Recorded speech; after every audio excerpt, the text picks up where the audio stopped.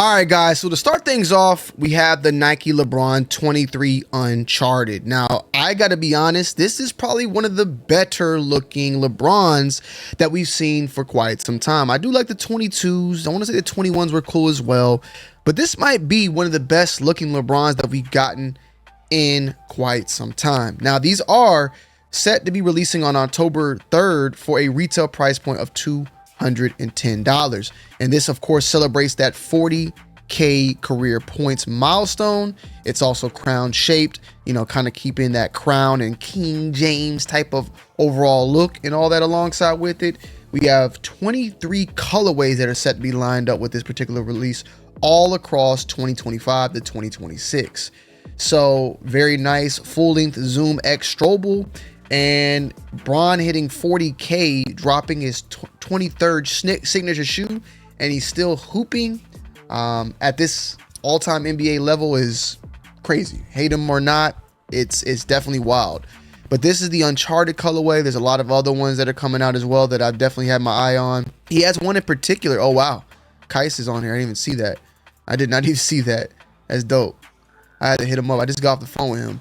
But anyways, this is dropping on the 3rd, going to be a big time release. But one of the colorways that I did like also is that they're dropping a home version like for Cleveland that's looked like a basketball shoe. Let me find it. This one right here. So I'm guessing it's called the Grand Opening, inspired by LeBron James's first shoe.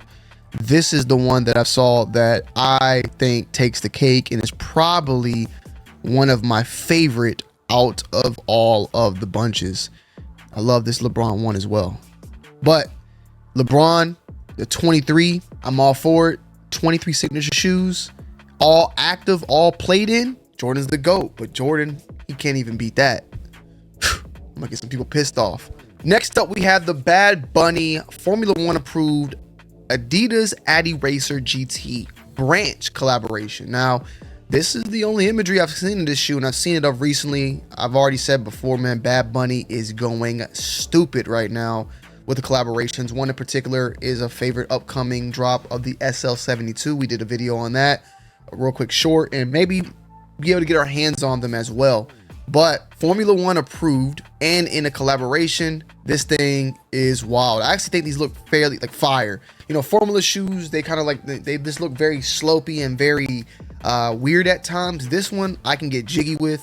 I think it will look extremely dope. I think wearing them with shorts though, just to actually show the sneakers itself, helps out a lot. Possibly can finesse it with a little bit of pants. It has like a little bit of a designer effect and look alongside with it as well. Now, these are rumored to be releasing on October 15th, and the retail price point is $160. And of course, this is a motorsport inspired sneaker tied to the Mercedes-AMG Petronas F1, which I think we saw the shoe down here as well. So that's the shoe as well right there. Mercedes-AMG Petronas F1 Adi Racer Low. It's mixed with like a branch sand cinder with red stripes. That's like the actual colorway that they're kind of giving it right here. Lifestyle motorsport type of crossover. And Bad Bunny, once again, just taking it further and further with Adidas, man. I think that his collabs and what he's done for the sneaker community, in my humble opinion, is definitely slept on. Definitely slept on. Next up, we have the Kobe 9 Elite Low Protro Moonwalker. Now, this has been postponed. This was supposed to be releasing, I think, actually this month, but it got postponed to October 30th.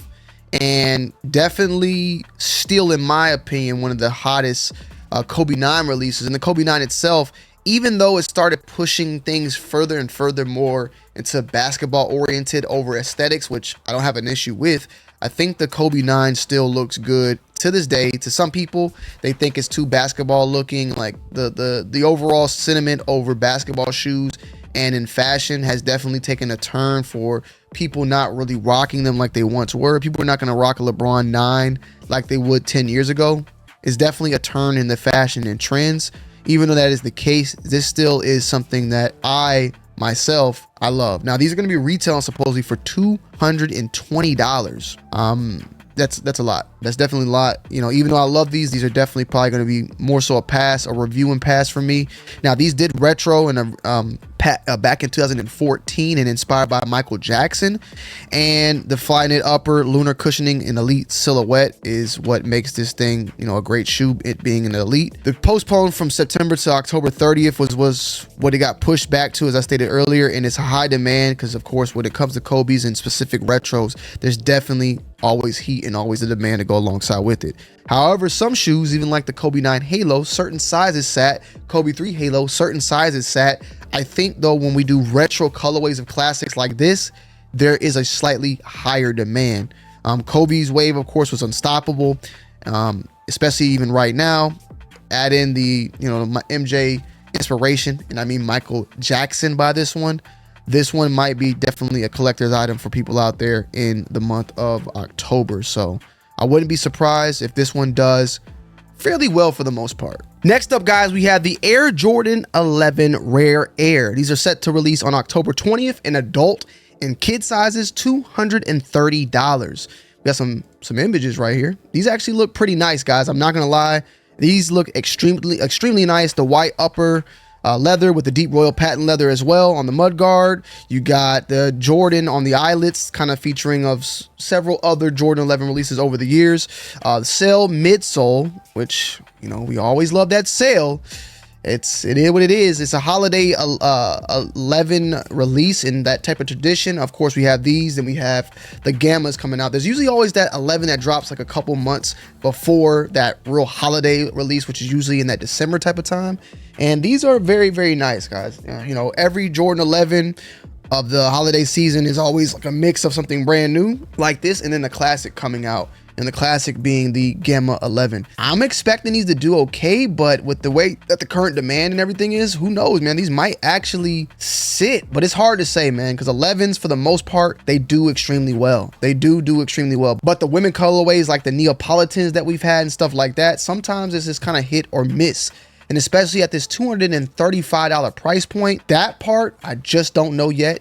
We are going to have to see. Next up, guys, we have the Converse Shai 001 Charm Black, Mossy Blue, and Clay. These are all three releasing on October 2nd. And what is cool is this is the second official drop. The first one being the butter that kind of, for the most part, sold out pretty strong and resales going wild. So the demand is still there, and with that said, we will see how that demand will carry over for these particular releases, which these will be more wider releases of the bunch. Now we'll just pull up one of these to kind of show you. Obviously, this is the pack that's dropping, and of course the butter being the first colorway. Then we got the Hell Clay, Charm Black, and Mossy Blue. Retail is $130. Definitely am looking forward to these, and you will be seeing these on the channel very, very soon, so keep that in mind. Looking forward to it. This is, of course, his first Converse signature shoe. Charm Black is a tribute to his mom, Charmaine. And then the sleek Neopon upper. I love it with the TPU zipper, and the shroud lace covers is really nice as well. You got a lot of minimal branding with this. So the shoe does a lot of the talk over the branding, which I like a lot alongside with this one as well. And it coming in at that $130 price point, performance driven, performance ready, but it has a very nice look overall. I definitely will be picking one of these up at least, and I'm kind of debating whether I want to go with this black or this Hell Clay. All three colorways, honestly, are extremely nice. People will say that Shai is definitely, or I've been saying Shai, isn't it Shai Gilchrist? Hopefully I didn't butcher it for too long, but people will say that, you know, he's one of the most stylish people in the game, and his shoe goes along with it. And I would say for his first signature shoe, you know, the AE Anthony Edwards definitely come in with a banger with his first signature shoe, and Shai is right behind him on that one as well. So but I'm curious now, because we know that the charm was based upon his mother. So here it goes right here. Gilchrist's eye color, his brother Thomas's favorite hue, and his mother Charmaine's tendency to dress in all black. Speaking of Anthony Edwards, though, we have the AE2 with his debut dropping with love on October 4th. And this, in my opinion, as I stated before, is a very, very nice colorway. Very, very nice shoe. Represents Atlanta, represents Ant himself, and I love it. The black peach and red is a Georgia peach inspiration. Mid-cut rubber outsole alongside with this one for extra stability. And it has way more cleaner lines, in my humble opinion, compared to that of the previous version, or the AE itself. He's becoming a face of hoops. He's also becoming a face of the sneaker world. And I like the AE1 more, but it's not a big difference. You got to move forward, right? And with this moving forward of this direction, I'm not against these at all. We'll be getting our hands on these very soon. You'll be seeing these very soon, very, very soon on this channel as well. These and the Shai, let me just get it correct. Shai Gildress. So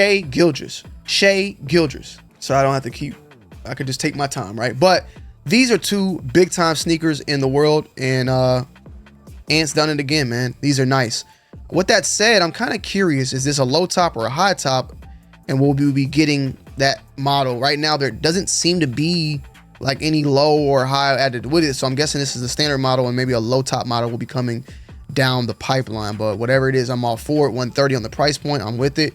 Looking forward to seeing more of this one in the near future. Next up, we got the Zion and Air Jordan 1 Low OG Voodoo Alternate, arriving October 29th. Now, I love my Voodoos, and I still have them to this day. They are a very nice colorway overall, but these, man, these might be actually better, bro. They give the more voodoo vibe. The colors, I love it. These are fire, in my humble opinion. These follow up the 2022 Voodoo AJ Low 1 release with suede and burlap fabrics and raw edges. You got the very nice dope lacing to go along with it, and you know, you got the exposed stitching to go along with it as well. These shoes, I've always been a very big, huge fan of them, and I own a pair. And with that said, I mentioned something earlier about when are we, like, what's the Nike Dunk Low or Air Force One of Halloween, right? Well, we haven't gotten that, and we haven't seen it be like we're going to get a pair. So maybe this is what is replacing that Halloween type of theme coming out of Jordan Brand or out of Nike.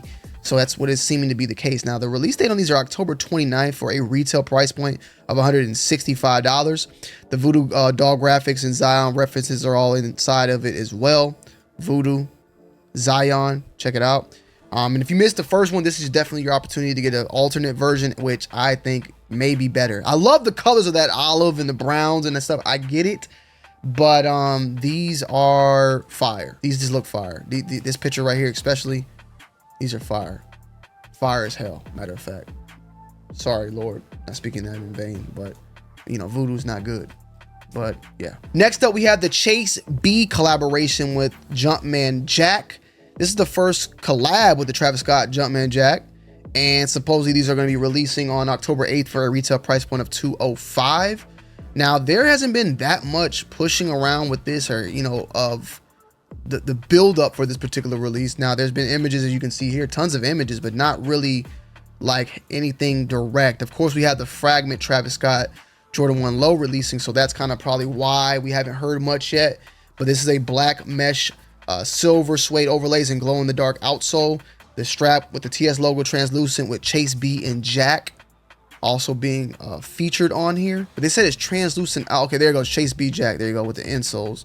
But the outsole says Jack. I don't know if it says Chase B on the other one, but it does say Jack. But the insole does have both of their names on here. You got a wild mix of illusion green and coral chalk. And this is, of course, Travis Scott just extending his line in with Jordan Brand and with Nike.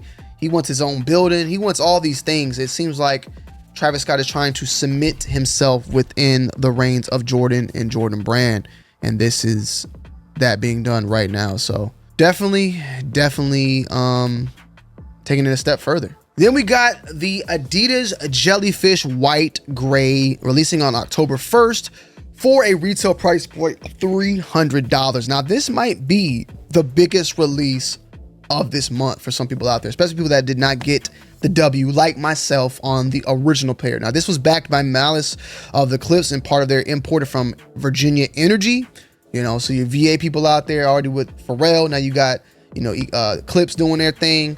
Pharrell's definitely been involved, and of course his ties to the VA music culture as well. And you got the retro chunky type of vibes to go with this shoe. And it's influenced by the Adistar Cushion 3. White, gray, and a black palette. Very simple, but well needed. And very solid overall.